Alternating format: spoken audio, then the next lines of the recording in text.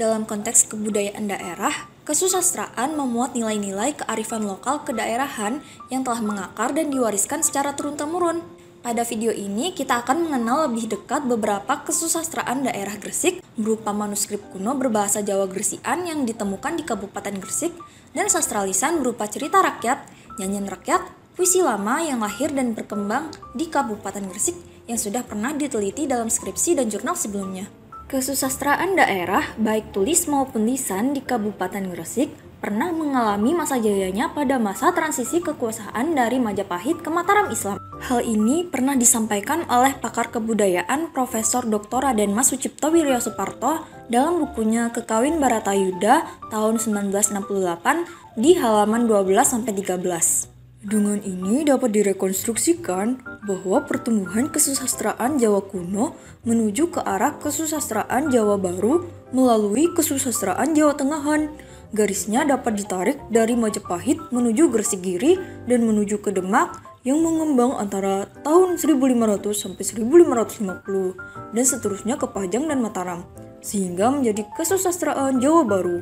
Bukti pendukung dari pernyataan ini dapat ditemukan dalam manuskrip-manuskrip yang ditemukan di Kabupaten Gresik. Yuk kita kulik lebih lanjut, dimulai dari kesusastraan tulis. Kesusastraan tulis dapat ditemukan pada beberapa naskah kuno. Sebagian naskah yang ditemukan berupa serat yang masih dikaji sampai sekarang. Yang pertama adalah Serat Yusuf dan Suluk Mencung.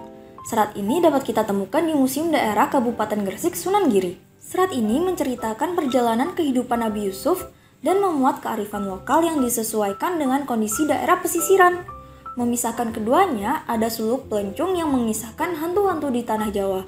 Salah satunya adalah Raja Hantu Blambangan Ki Balabatuh, seorang raksasa ludaya Kediri yang bertugas sebagai penjaga Blambangan dalam bentuk pupu sinom.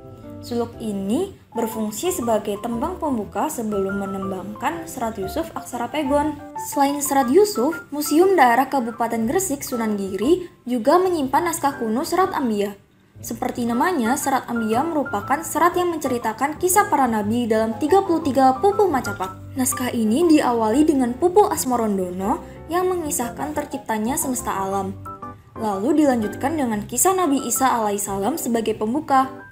Kisah selanjutnya adalah cerita Nabi Adam alaihissalam sesuai apa yang terkandung dalam Al-Quran hingga diakhiri dengan cerita tentang Raja Iskandar Zulkarnain. Naskah selanjutnya adalah Serat Sindujoyo. Serat Sindujoyo merupakan naskah yang ditulis oleh Ki Tarub Agung dan dibuat pada hari Minggu pukul 9 di hari Pasaran Legi tanggal 11 bulan Ramadan tahun Gajah Pepitu Sabto Tunggal atau tahun 1778 Saka. Hal ini sesuai dengan apa yang tertulis pada halaman 2-4 naskah. Naskah ini menceritakan perjalanan hidup Ki Sindujoyo, salah seorang santri Sunan Prapen dalam bentuk tembang mocopat yang terdiri dari 16 pupuh. Naskah Babat Sindujoyo merupakan naskah tunggal karena tidak ditemukan naskah sejenis selain yang ada di Desa Lumpur, Kabupaten Gresik. Meskipun begitu, warisannya tetap lestari. Setiap tahunnya, mocopat Sindujoyo dibacakan saat Haul Sindujoyo diselenggarakan. Serat Sindujoyo juga menginspirasi kesenian pencak macan dan cerita di dalamnya juga melahirkan mitos yang masih diyakini masyarakat. Selain Serat Sindujoyo, ada Babat Giri Kedaton. Babat Giri Kedaton mengisahkan Sunan Giri, seorang tokoh terkemuka dalam sejarah para wali di Jawa. Naskah ini menguatkan anggapan bahwa Sunan Giri merupakan keturunan dari Raja Blambangan dari pihak ibu dan juga keturunan dari Nabi Muhammad SAW. Juga cerita seputar masa kecil Sunan Giri dalam asuhan Nyai Ageng Pinatih. Selain itu, naskah ini juga menceritakan episode penyerangan Giri Kedaton oleh Adipati Sengguruh dari Terung. Di sisi lain, kesusastraan lisan yang ada di Kabupaten Gresik cukup kaya dan kehadirannya seiring dengan perkembangan kesusastraan tulis.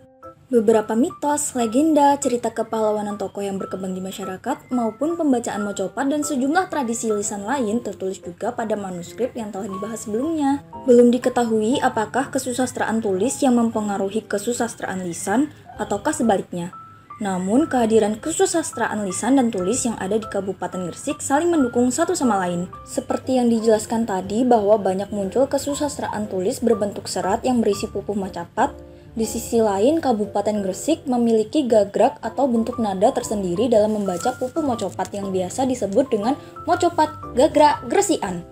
Saat ini hanya tersisa sangat sedikit pelantun mocopat gagrak gresikan. Salah satunya adalah Mbah Mat Kauli yang pada tahun lalu mendapatkan penghargaan seni dari Dewan Kesenian Jawa Timur. Yuk kita dengarkan Mbah Mat Kauli melantunkan mocopat Asmarandono gagrak gresikan.